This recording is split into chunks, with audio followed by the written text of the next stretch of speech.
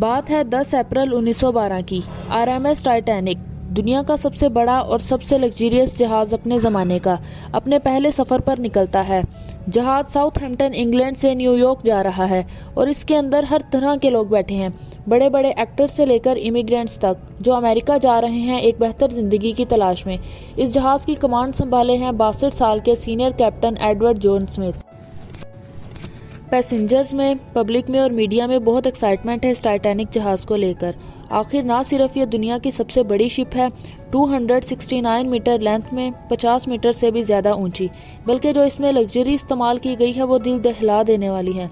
इस ज़माने में इस शिप को बनाने की जो कॉस्ट पड़ी थी वो है $7.5 मिलियन, जो कि इन्फ्लेशन को अकाउंट में लेके चलेंगे तो आज के $400 मिलियन के बराबर है। इस शिप की डेकोरेशन और फैसिलिटी किसी 5 स्टार होटल को भी पीछे छोड़ देगी। स्टेन ग्लास की खिड़कियां, ऑर्नेट वुड पैनलिंग, 2 बड़े बड़े ग्रैंड स्टेयर केसेस, एक heated swimming pool, Turkish bath, electric bath, एक जिम, एक स्क्वैश कोर्ट, 4 रेस्टोरेंट, 2 बार्बर की दुकानें और एक लाइब्रेरी भी। और तो और जिस तरह के सेफ्टी फीचर्स का इस्तेमाल किया गया था टाइटैनिक को बनाने के लिए, इस जहाज़ को अनसिंकेबल भी माना जाता था। ऐसा शिप जो कभी नहीं डूब सकता क्योंकि ये इतनी सेफ है। व्हाइट स्टार लाइन इस कंपनी का नाम है जिसने टाइटैनिक को बनाया था। इस कंपनी के वाइस प्रेसिडेंट इतने कॉन्फिडेंट थे इस चीज़ को लेकर कि उन्होंने पब्लिक के सामने आकर ओपनली कहा था कि ये जहाज़ अनसिंकेबल है। लेकिन अपने सफ़र पर रवाना होने के 2 ही दिन बाद 12 अप्रैल 1912 को टाइटैनिक को अपनी पहली आइस वार्निंग मिलने लग गई। यानी जिस नॉर्थ ओशन पर तैरते हुए ये टाइटैनिक अमेरिका की तरफ बढ़ रहा था, वहाँ पर आइस मौजूद है, बड़े बड़े बर्फ़ के पहाड़ भी मौजूद हैं, जिससे इसको बहुत ज़्यादा खतरा पेश आ सकता है। ये वार्निंग्स इतनी अनयूजुअल नहीं है। समंदर से गुजरने वाले अक्सर जहाज़ अपने आसपास के जहाज़ों को रेडियो के थ्रू कम्युनिकेट करते रहते हैं कि समंदर के इस एरिया में बहुत ज़्यादा बर्फ़ मौजूद है, ध्यान से आगे बढ़ना। इन वार्निंग्स को रिसीव करने के बाद टाइटैनिक अपने कोर्स को 2 बार बदलती है डेंजर को अवॉइड करने के लिए, लेकिन अपनी स्पीड को कम नहीं करता। 21.5 नॉट्स जो कि 40 किलोमीटर पर आवर के बराबर होता है, इतनी ही स्पीड से ये जहाज़ आगे बढ़ता रहता है अपने नक्शे की ओर। 2 दिन बाद 14 अप्रैल 1912 को इनको 7 और आइस वार्निंग्स दी जाती हैं, लेकिन कैप्टन स्मिथ और इनके क्रू मेंबर्स इन वार्निंग्स को इग्नोर कर देते हैं और टाइटैनिक की रफ्तार को कम नहीं करते। धीरे धीरे सूरज ढल जाता है और रात हो जाती है। इस 14 अप्रैल की रात की खास बात यह है कि इस रात चांद नहीं निकला था। बिना मून के कोई मूनलाइट नहीं थी, तो विजिबिलिटी कम थी इस रात। जहाज़ के ऊपर एक क्रोज नेस्ट होता है, एक छोटा सा प्लेटफॉर्म जो काफ़ी हाइट पर होता है। इसे लुकआउट पॉइंट भी कह सकते हैं, जहां पर हमेशा किसी को बिठाकर रखा जाता है ताकि सामने जहाज़ के क्या आ रहा है इस पर नज़र रखी जा सके। कहीं कोई ट्रैफिक तो नहीं, कोई ऑब्स्ट्रक्शन तो नहीं। जो बंदा इस जगह पर बैठा था, इसे बड़ी ठंड का सामना करना पड़ता है। बहुत तेज़ रफ्तारी से ठंडी हवाएं बह रही थीं। इस रात ठंड बहुत ज़्यादा थी, तो ठंडी हवाओं की वजह से आंखों से आंसू बह रहे थे, जिससे आगे देखना और भी ज़्यादा मुश्किल हो रहा था। रात के 11:39 पर फ्रेडरिक फ्लीट नाम का बंदा इस क्रोज नेस्ट में बैठा है। वो अचानक से अपने सामने एक बड़ा बर्फ का पहाड़ देखता है। वो जल्दी से 3 बार घंटी बजाता है ताकि नीचे बैठे लोग सुन सके। फिर फ़ोन उठाकर जल्दी से ऑफिसर को फ़ोन करता है और चिल्ला कर कहता है कि सामने आइसबर्ग है, जल्दी से जहाज़ को मोड़ो। फर्स्ट ऑफिसर विलियम ब्रिज पर बैठे इन इंस्ट्रक्शन को सुनते हैं और इंजन रूम को पैगाम देते हैं जहाज़ को लेफ्ट डायरेक्शन में मोड़ो, लेकिन अनफॉर्चुनेटली बहुत लेट हो चुका है। सिर्फ 1 मिनट बाद 11:40 पर जहाज़ इस बड़े आइसबर्ग से टकरा जाता है। ये आइसबर्ग कोई छोटा मोटा आइसबर्ग नहीं था, लेंथ में 200 बाय 400 फीट था, एक फुटबॉल फील्ड जितना बड़ा, और हाइट में ये क्रॉस नेस्ट तक आ रहा था। साइंटिस्ट का एस्टीमेट था इस आइसबर्ग का वजन 1.5 मिलियन टन्स था। आइसबर्ग के साथ टकराव टाइटैनिक का फ्रंट राइट साइड पे हुआ था। स्पेसिफिकली कहा जाए तो बोह के पास हुआ था। बोह जहाज़ का कौन सा हिस्सा होता है, ये सामने आप फोटो में देख सकते हैं। ये हिस्सा बोह कहलाता है। बोह के ऊपर जो एरिया होता है इसे स्टर्न कहते हैं, और इसके नीचे जो बाहर निकला हुआ पार्ट होता है इसे कील कहते हैं।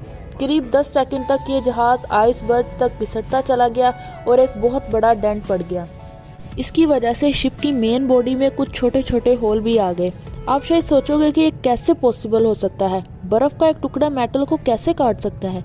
अपने फ्रिज में रखी बर्फ़ को इस्तेमाल करोगे तो हाँ, उससे मेटल तो नहीं कटेगा, लेकिन ये बात ध्यान में रखें कि एक बर्फ़ का पहाड़, इसका खुद का वज़न कितना होता है। अब कहने को एक लकड़ी भी मेटल को नहीं काट सकती, लेकिन जब आपकी मेटल की बनी गाड़ी किसी पेड़ से टकराती है तो वो चकनाचूर हो जाती है। क्योंकि इस आइसबर्ग का वजन इतना ज़्यादा था, इसीलिए इसने टाइटैनिक जहाज़ को इतनी ज़्यादा चोट पहुंचाई। कुलैयन के कुछ ही सेकंड बाद कैप्टन स्मिथ और कैप्टन के आर्किटेक्ट थॉमस एंड्रयूज फौरन पहुंचे इस जहाज़ को देखने के लिए कि जहाज़ को कितनी चोट पहुंची है। देखा तो उन्होंने रियलाइज़ किया ये जहाज़ तो अब डूब जाएगा। वो कम्प्लीटली शॉक्ड हो गए इस चीज़ को देख कर के। उन्हें लगता था ये जहाज़ तो अनसिंकेबल है, यानी कभी नहीं डूब सकता। क्योंकि शुरू में आपको बताया था कि इस जहाज़ को इसके सेफ्टी फीचर्स की वजह से अनसिंकेबल कहा गया था। इसके दो मेन सेफ्टी फीचर्स हैं जिसकी वजह से इसे ऐसा माना जाता है। पहला, इस जहाज़ के अंदर एक डबल बॉटम हल था। हल जहाज़ की मेन बॉडी को कहा जाता है। डबल बॉटम हल का मतलब है 2 लेयर्स लगी हैं यहाँ। अगर एक लेयर टूट भी जाएगी तो दूसरी लेयर बचा लेगी। और दूसरी जो पूरी शिप की मेन बॉडी है, जो हल है, इसे 16 अलग अलग वाटर टाइट कंपार्टमेंट्स में डिवाइड किया गया था। 16 में से अगर 4 कंपार्टमेंट भी पानी के भर जाएंगे तो जहाज़ को कोई फ़र्क नहीं पड़ेगा, जहाज़ तैरता ही रहेगा। लेकिन आइसबर्ग से ये जो इम्पैक्ट हुआ था ये एक्चुअली में शिप के साइड में हुआ था। ये जो डबल बॉटम हल था वो किसी काम का नहीं था, साइड में तो सिंगल लेयर ही लगी थी। और ये जो दूसरा इम्पैक्ट इतना ज़्यादा पड़ा था कि 16 में से 6 कंपार्टमेंट पानी के भर गए थे। 6 कंपार्टमेंट्स की तो जगह भी नहीं थी, सिर्फ 4 की ही थी, जिसकी वजह से इस जहाज़ को डूबने से कोई भी नहीं बचा सकता है। ये अनसिंकेबल जहाज़ भी अब डूब जाएगा। कोलैयन के 20 मिनट बाद कैप्टन स्मिथ ऑर्डर करते हैं अपने क्रू मेंबर को कि एक डिस्ट्रेस कॉल भेजो। रेडियो पर जो आसपास के जहाज़ होंगे शायद हमारे सिग्नल को पकड़ ले और हमें बचाने आ जाए। Senior radio operator Jack Phillips हमारी कहानी के हीरो निकलते हैं। लगातार एक के बाद एक सिग्नल भेजते हैं, लेकिन कोई शिप इनकी मदद के लिए नहीं आता, कोई रिस्पॉन्स नहीं आता, लेकिन वो बार बार सिग्नल भेजते रहते हैं। 20 मिनट बाद 12:20 पर आरएमएस कारपेथिया, एक जहाज टाइटैनिक के करीब था, वो इस सिग्नल को पकड़ लेता है। रेडियो पर टाइटैनिक के ऑपरेटर से बात करता है और कहता है चलो जहाज को मोड़ा जाए ताकि टाइटैनिक के लोगों की मदद की जा सके। प्रॉब्लम बस इतनी थी कि ये जहाज पास था लेकिन फिर भी 107 किलोमीटर दूर था। अगर ये अपनी टॉप स्पीड पर भी आता तो इसे 3.5 घंटे लग जाने थे। क्या 3.5 घंटे तक टाइटैनिक का जहाज बचा रह सकता था? बाकी क्रू मेंबर्स फ्लेयर्स और रॉकेट्स जलाते हैं ताकि इस उम्मीद में कि कोई शायद उनकी मदद के लिए आ जाए, लेकिन अनफॉर्चुनेटली कारपेथिया जहाज के अलावा इन्हें किसी और जहाज से कोई रिस्पॉन्स नहीं आता है। प्रोटोकॉल के मुताबिक औरतों और बच्चों को पहली प्रायोरिटी मिलेगी लाइफ बोट में बोर्ड करने की। जहाज़ में बैठे पैसेंजर्स की बात की जाए तो उन्हें ज़्यादा डर नहीं लग रहा था। पैसेंजर्स मानते थे कि टाइटैनिक एक अनसिंकेबल जहाज़ है, कोई परेशानी की बात नहीं। इसी रीज़न से जब पहली लाइफ बोट नीचे उतारी गई तो इसमें 65 लोगों की कैपेसिटी थी, लेकिन 28 लोग ही इस लाइफ बोट में गए।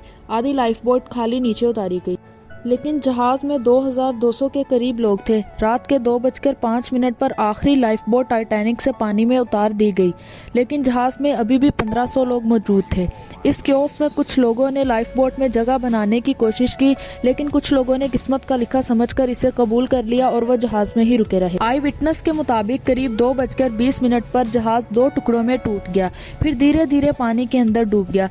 3 घंटे भी नहीं लगे इस कभी ना डूबने वाले जहाज़ को पानी में डूबने के लिए। जो 1500 लोग जहाज़ में मौजूद थे या तो वो जहाज़ के साथ ही डूब गए या जिन लोगों को तैरना आता था वो हाइपोथर्मिया की वजह से मारे गए। पानी का टेम्परेचर -2 सेंटीग्रेड था। अगर इस टेम्परेचर में आप पानी में गिरोगे तो कुछ मिनटों में ही आपकी मौत वाक़या हो जाएगी। टाइटैनिक जहाज़ के कैप्टन एडवर्ड स्मिथ कहा जाता है आखिर तक अपने व्हील पर ही बने रहे और जहाज़ के साथ ही डूब गए। दूसरी तरफ कुछ लोगों का ये भी मानना था उन्होंने सुसाइड कर लिया था, उन्होंने खुद पर गोली चला ली थी। आरएमएस कारपेथिया जहाज़ जो टाइटैनिक के लोगों को बचाने निकला था वो इस लोकेशन पर पहुंचा था 3:30 से 4 बजे के करीब, 1 घंटा लेट इन लोगों को बचाने के लिए। लेकिन जो लाइफ बोट्स में लोग निकल गए थे वो 705 के करीब लोग थे। इन्हें जहाज़ ने सक्सेसफुली बचा लिया था। टाइटैनिक के डिसास्टर के बाद बहुत से सवाल उठे, कई इन्वेस्टिगेशन कराई गई, कुछ ऐसी अनजान बातें सामने आई जिसको देखकर सब लोग हैरान रह गए। कैसा लगेगा दोस्तों अगर मैं आपसे कहूँ कि इस रात टाइटैनिक के पास एक और जहाज़ मौजूद था जो टाइम पर पहुंच सकता था टाइटैनिक के पैसेंजर्स की मदद के लिए, जो सिर्फ 37 किलोमीटर दूर था। ये बात सच है। इस जहाज़ का नाम है SS कैलिफोर्निया। टाइटैनिक के आइसबर्ग से टकराने से 1 घंटा पहले आखिरी मैसेज आइसबर्ग की वार्निंग का एसएस कैलिफोर्निया की तरफ से ही आया था। इसके बाद करीब 11:15 पर कैलिफोर्निया जहाज़ में जो रेडियो ऑपरेटर था इसने अपना रेडियो बंद कर दिया। कैलिफोर्निया जहाज़ रुक गया था। वो खतरे को देखते हुए रात को सफ़र नहीं करना चाहता था। रेडियो बंद होने की वजह से इसे कोई सिग्नल ना पहुंच सका।